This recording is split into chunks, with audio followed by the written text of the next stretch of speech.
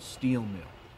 Developer Jim Jacoby touts the 140-acre site's potential, saying it's well worth the challenges of cleaning an old brownfield site and building a bridge across a river of traffic to attach a new neighborhood to the rest of the city. We're creating a sort of a magnet for people to want to come back downtown, to be at the Arts Center, to be able to walk to work, to live, work, and play in an area that's better for you, better for the environment.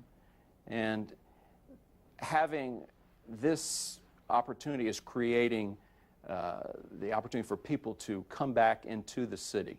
Thanks to new zoning laws, Atlantic Station's high-density design will feature a mix of residential, office, and retail space flanked by sidewalks and trees. The residential units will be on the 3rd and 4th floor of these 4 buildings right here, overlooking the 1-acre park.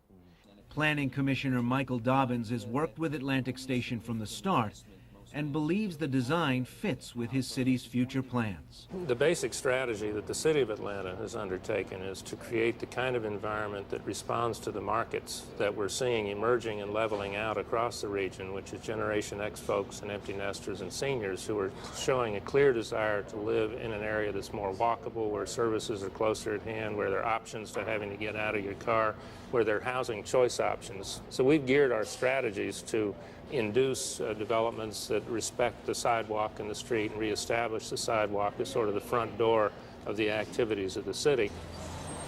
As part of his sidewalk strategy, Dobbins looked for a way to get people out of cars. What he found was the much ballyhooed Segway Human Transporter, a battery-powered device steered by chip-driven gyroscopes. It reaches 12.5 miles per hour and weighs 65 pounds. It does seem to be very promising with respect to displacing that short hop car trip. People will walk 3 or 4 blocks, but not much further. It really is a niche between walking and driving. City police have successfully used the new scooter. It's easy to learn and fun to drive. Pretty cool? It's great. You don't get aerobic on it, though. It's going to take more than a newfangled scooter or even Dobbins' years of work planning for Atlanta to combat urban sprawl.